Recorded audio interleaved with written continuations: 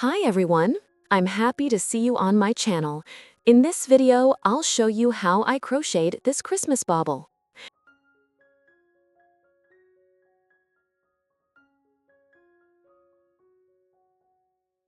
This bauble is crocheted using a short row construction technique. You won't find a seam or a join line here. Look, it comes together perfectly. But there is indeed a seam. I crochet it using short rows like this, which creates a sphere shape. And then I sew the bauble shut. This bauble is made with this specific pattern.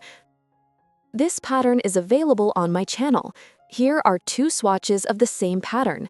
I simply adapted this rectangle into the shape of a sphere. I made the edges taper so that I could wrap the swatch around a ball like this. You see, the pattern is the same. It just folds into a sphere. To turn a rectangular piece into a sphere with a pattern like this, you just need to subtract these half diamond shapes from one side and the other side. If you mentally remove them, your edges will narrow and you'll get a sphere. In this video, I want to show that you can easily adapt almost any brioche crochet pattern into a sphere. And why would we need this? Not just for Christmas ornaments, but more often for making hats. If you crochet hats, take note of this tutorial on how to make a bobble. By practicing on these ornaments, you'll be able to crochet a hat almost with your eyes closed. You won't have any difficulties making a hat. And bobbles are very easy to practice on.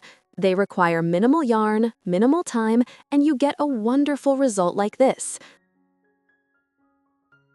So please like this video, subscribe to the channel, and let's start crocheting. For this project, I'll need yarn. I have this Viscose cord. Here's the label and its yardage information. And this is the color. For this yarn, I'm using a 3.5mm crochet hook. I will also need a needle with a large eye for seaming and a contrasting strand of waste yarn. Can't do without it. The pattern repeat for this design is 12 stitches plus 2 edge stitches. For the bobble, I am casting on 26 stitches.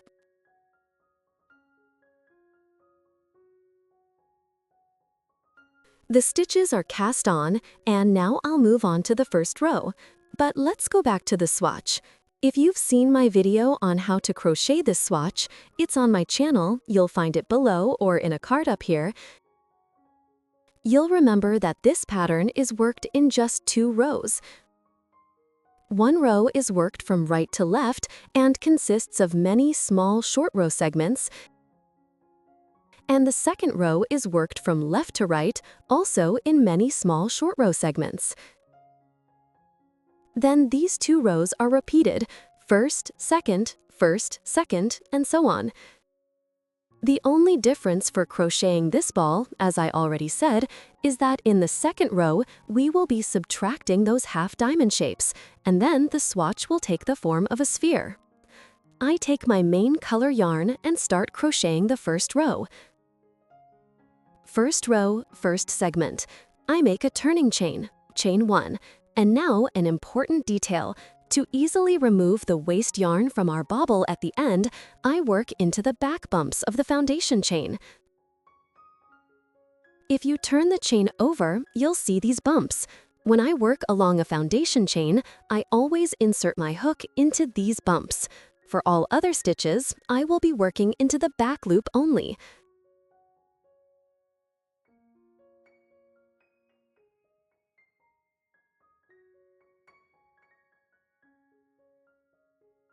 So I've made my turning chain. Next, I insert my hook into the back bump and make a slip stitch. 1. Into the next spot. 2. The next, 3. The next, 4.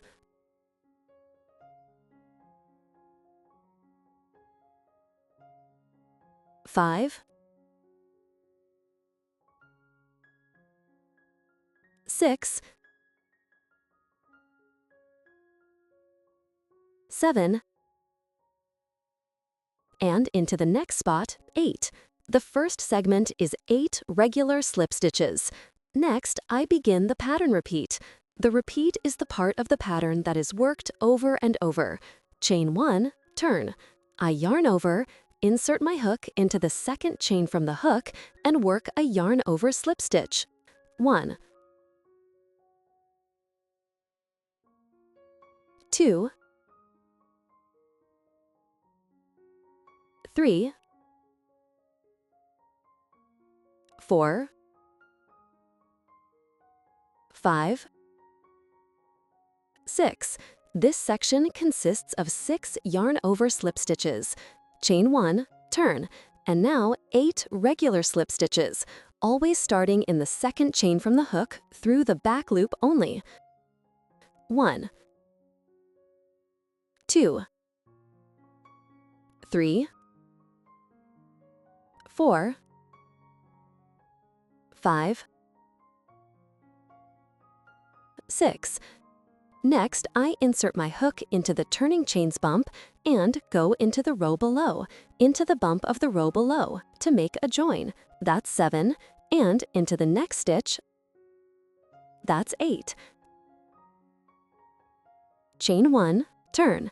Again, 6 yarn over slip stitches. 1, 2, 3, 4, 5, 6. Chain 1, turn. Again, 8 regular slip stitches. 1, 2, 3, 4, 5, 6. I reach the step again, insert my hook into the turning chains bump and into the back bump of the foundation chain, making a slip stitch. That's 7, and into the next stitch, 8. Chain 1, turn. 6 yarn over slip stitches. 1, 2, 3, 4, 5, 6. Chain 1, turn. And here, there will be 14 regular slip stitches. 1, 2, 3, 4, 5, 6. I've worked 6 and reached the stip. I insert my hook into the turning chains bump and go into the row below. That's 7. Then I continue working into the back bumps of the foundation chain. 8, 9, 10, 11, 12, 13, 14. The repeat is now complete. We repeat this pattern over and over. 6, 8, 6, 8, 6, 14. And again, 6, 8, 6, 8, 6, 14. And so on, until you run out of chain stitches. Look, I have very little space left, only enough for one more repeat, so let's repeat it again. Chain 1, turn, 6 yarn over slip stitches.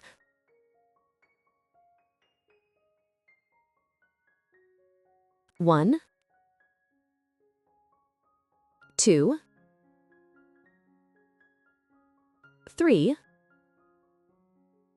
4, 5, 6. Chain 1, turn.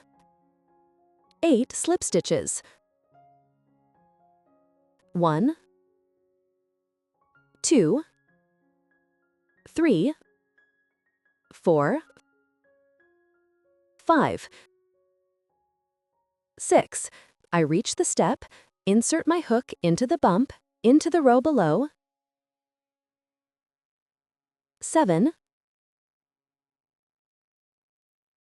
8. Chain 1, turn. 6 yarn over slip stitches. 1, 2,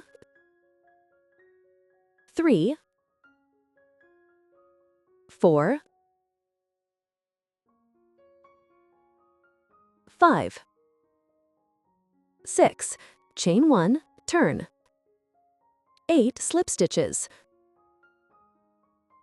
1, 2, 3, 4, 5, 6. I reach the step, insert my hook into the bump, into the row below.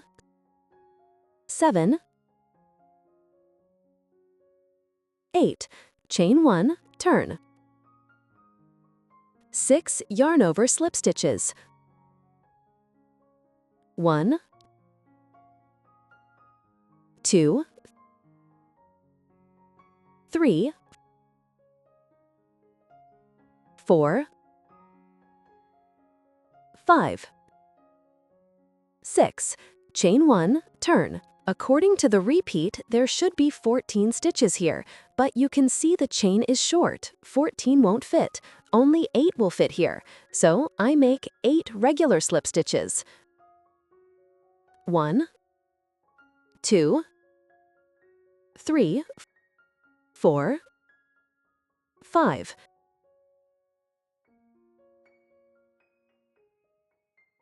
6. I insert my hook into the turning chains bump, into the row below for the join.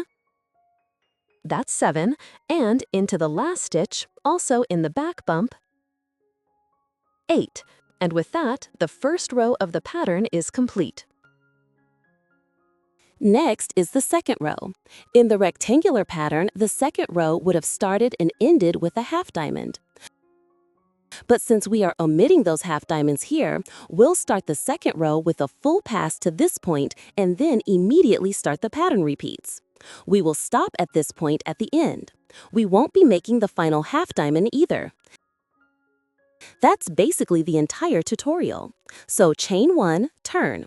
I'm starting the second row with 14 yarn over slip stitches.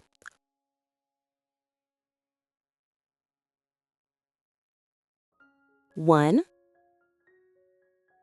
2, 3, 4, 5, 6,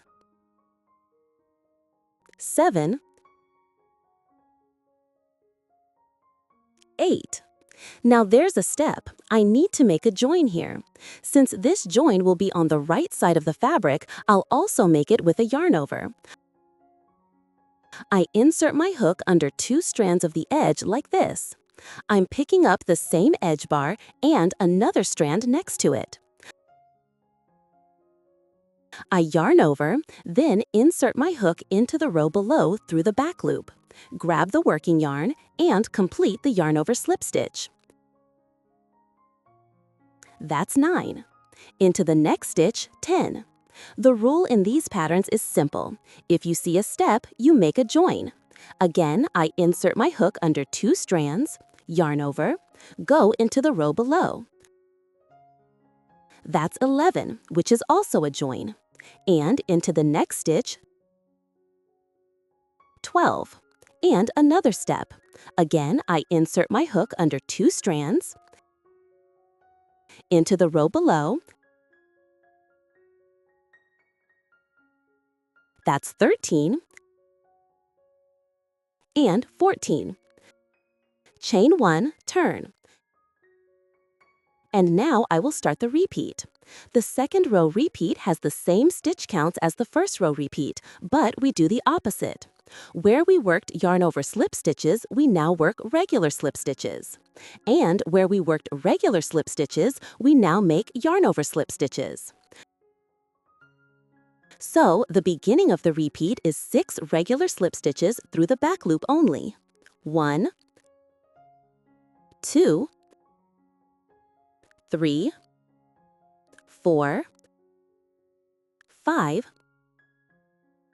6. Chain 1, turn. 8 yarn over slip stitches. 1, 2, 3, 4, 5, 6. There's a step, so I make a join.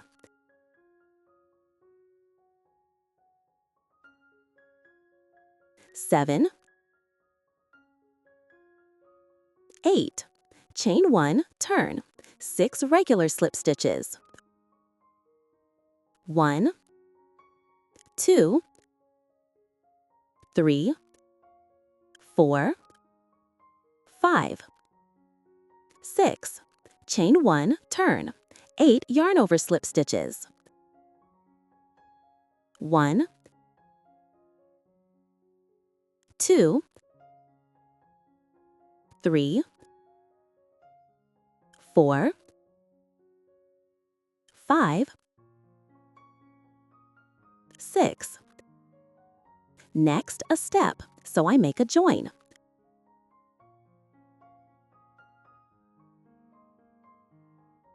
7,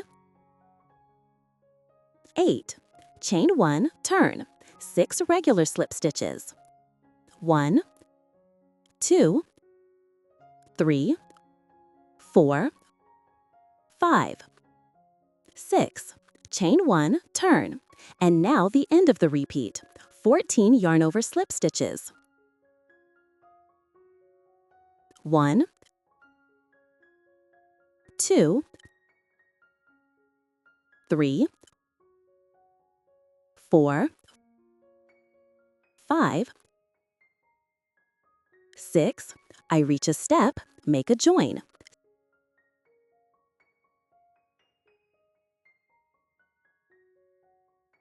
7, 8,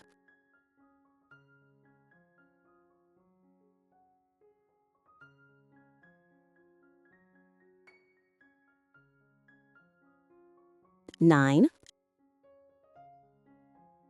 10,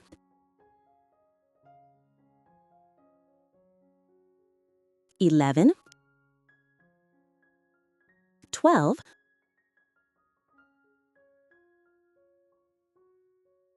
13, and the last 14th stitch will land in the last stitch of the first row.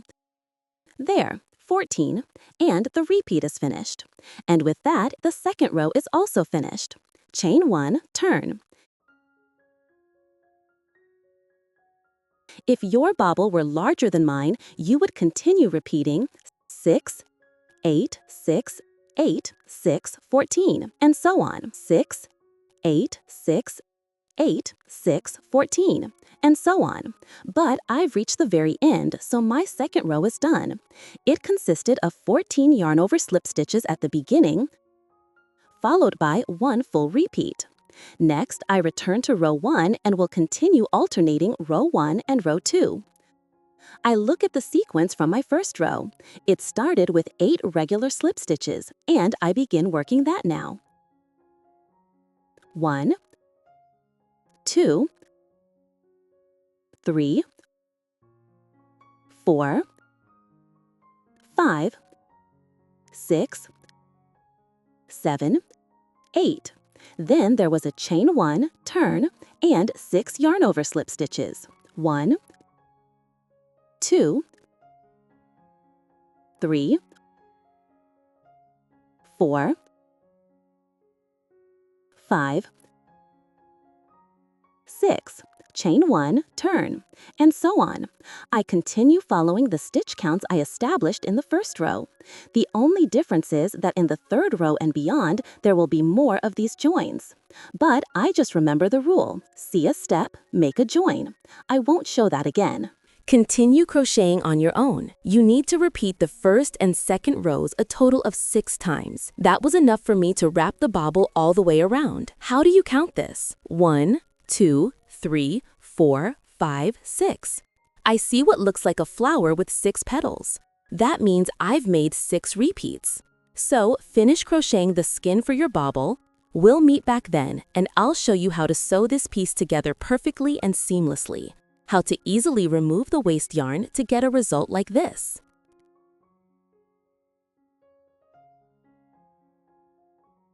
I finished crocheting the cover for the bobble. I completely forgot to mention that my bobble is 6 centimeters. Next, I test fit it on the bobble to see if it's enough. You see, it wraps around easily. I leave a 50 centimeter tail. I'll use this yarn to sew the piece. I thread this tail onto a needle with a large eye. Let's put the bobble aside for now. I have an open loop here. I close this loop with the needle and pull the yarn tight. I fold the cover with the right side out and the wrong side in. I will be sewing this piece on the right side using a standard mattress stitch over the closed loops. I'm not using my special jewelry seam here, which I specifically developed for slip stitch crochet and use in my socks and hats. It's not suitable for this project. Because, first, it would be very tedious to execute here. That special seam I show for socks and hats isn't necessary here. We don't need a seamless look on both sides. A one-sided seamless look is enough because the wrong side will be inside the bobble. A mattress stitch will give us a nice join on the right side, and what happens on the wrong side doesn't matter. Okay, now I move to the side with the waste yarn and first pick up this single strand and pull.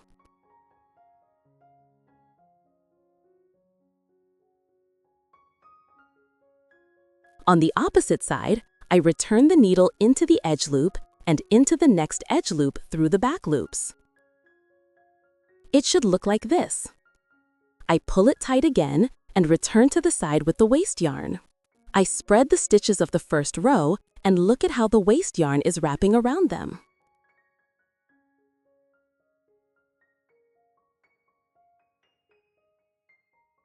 Look, here's the waste yarn, and it's catching these 2 strands.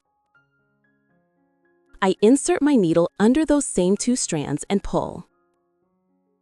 Then I return the needle to the edge loop the yarn is already coming out of and into the next edge loop and pull again. Again, I move to the side with the contrast thread. Again, I spread the strands of the first row. Here are the 2 little strands that the contrast thread is wrapped around.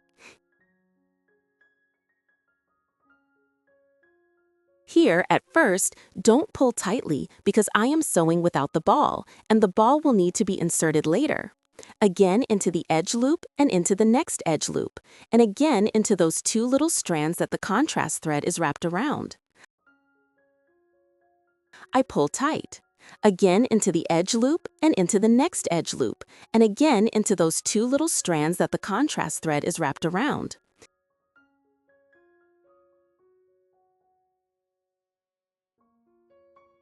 Into the edge loop and into the next edge loop, into those 2 strands that the contrast thread is wrapped around, into the edge loop, into the next edge loop,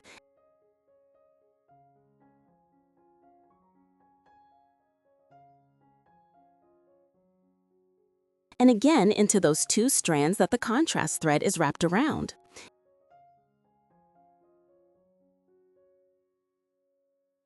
Into the edge loop, into the next edge loop, into those 2 strands that the contrast thread is wrapped around. and I am moving to the place where there were the steps. Here, I again go into the edge loop, into the next edge loop. Here, again into those 2 strands that the contrast thread is wrapped around. Again into the edge loop, and again.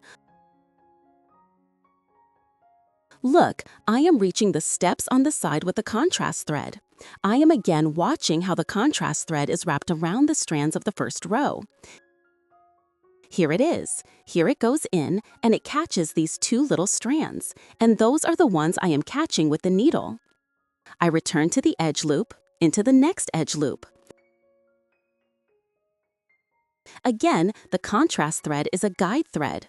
We will remove it at the end. Its only role is to show us which strands need to be picked up to get a beautiful seam on this piece, so that the seam is invisible. Because with a visible seam, it will not be very pretty.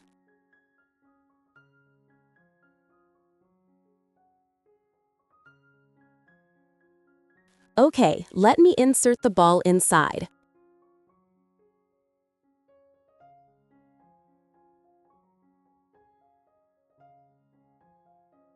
And I will pull on the seam. Look, it tightens easily in one motion and becomes almost invisible.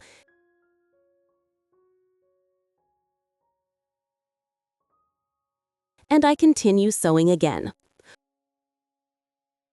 Okay, I'm looking at the side with the contrast thread. Here are the 2 little strands that the contrast thread is wrapped around.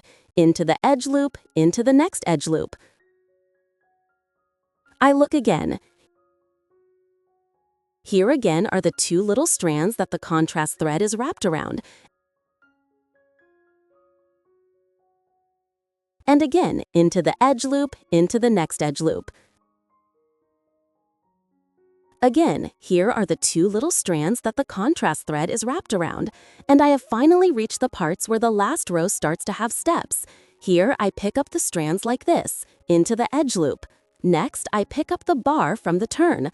This is now the second strand, and then I bring the needle out in the row below, again into an edge loop. So now you see 3 strands. I went through 1, 2, 3, and I pull it through.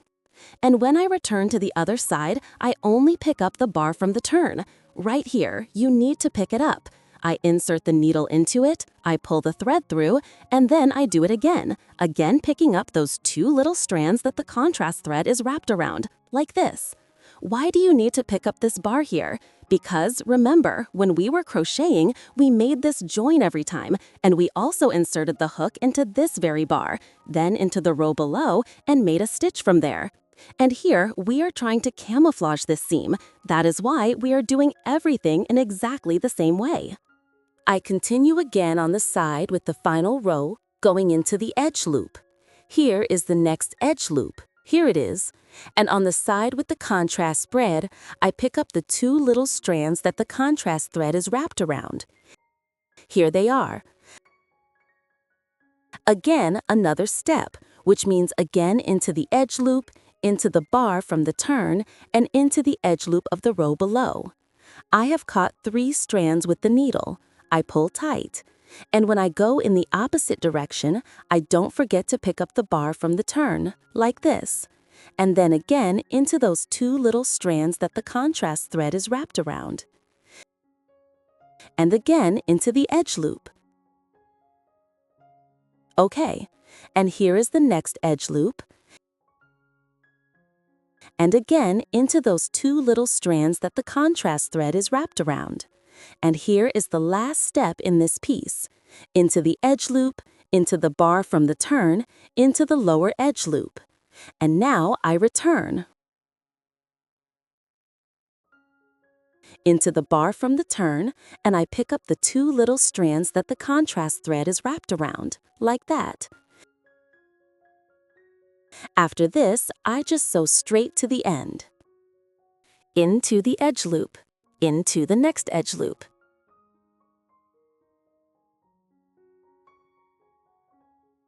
Into the 2 little strands that the contrast thread is wrapped around. Look, the number of stitches here should match up.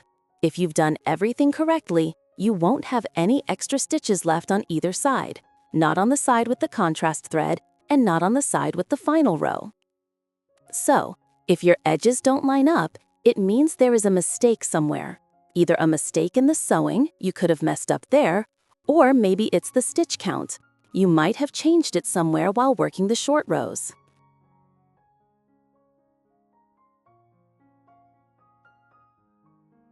Again, I pick up the 2 strands that the contrast thread is wrapped around.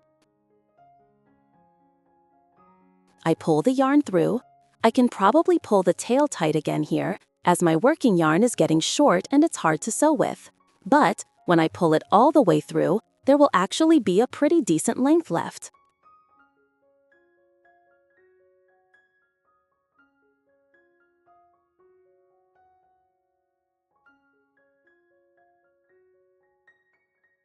Into the edge loop, into the next edge loop. I pick up the 2 little strands that the contrast thread is wrapped around. Again, into the edge loop, into the next edge loop. And again, I pick up the 2 strands, here they are, like this.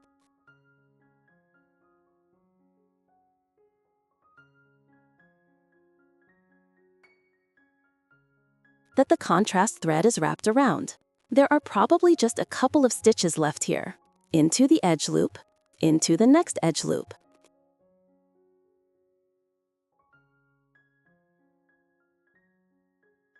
Here are the 2 strands that the contrast thread is wrapped around.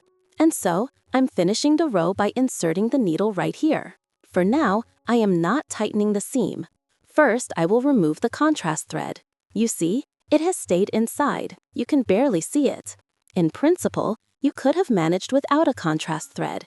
You could have cast on with the main thread and then worked from that.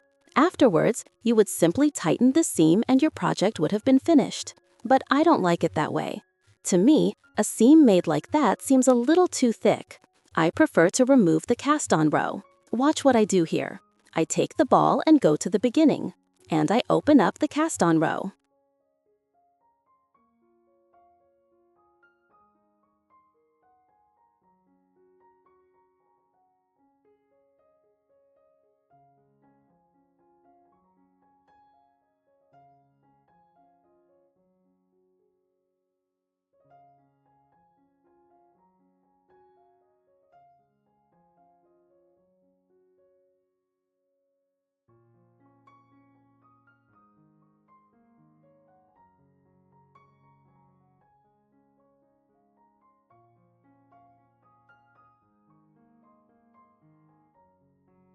Okay, and now I pull on the contrast thread and it comes out just like that, easily and simply in one motion.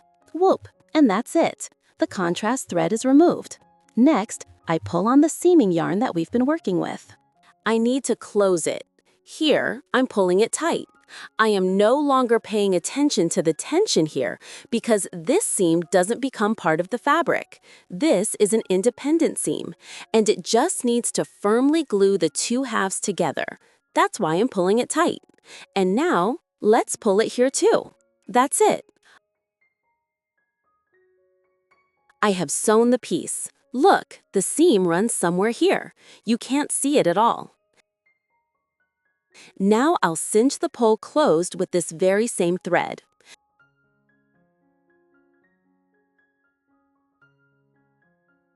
Let me make a small knot here, for example, like this.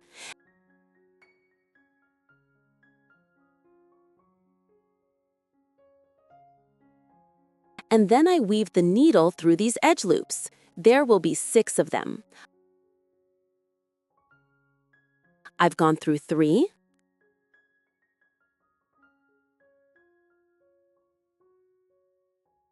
4, 5. Let's do it this way, 6. I insert the needle, secure it, and pull the thread tight.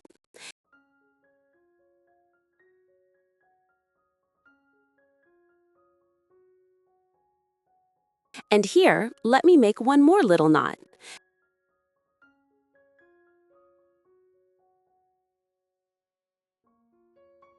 and I bring the yarn tail to the inside of the ball, to the wrong side, and there I will just cut it.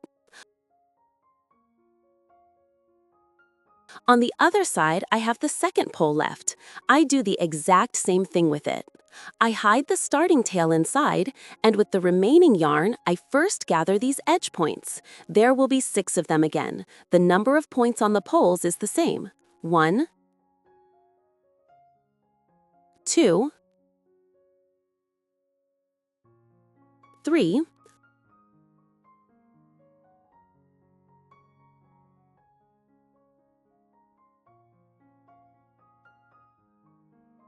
4, 5, 6. I tie the tails into a knot. 1, 2, and I hide the tails inside the ball. And with that, my bobble is finished. All my baubles are ready. These are the ones I made this time from the golden yarn. And I also have these 2 from a fluffy yarn. I'll leave a link to that tutorial below.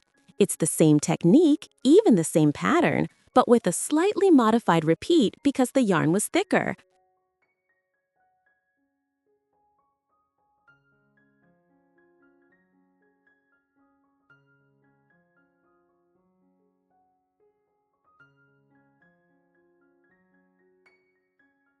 I hope you enjoyed this video.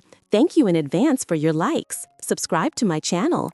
As for the chart, look for it on my Telegram channel, or I'll leave all the links in the description and in a pinned comment below this video. Thanks for watching. Bye-bye.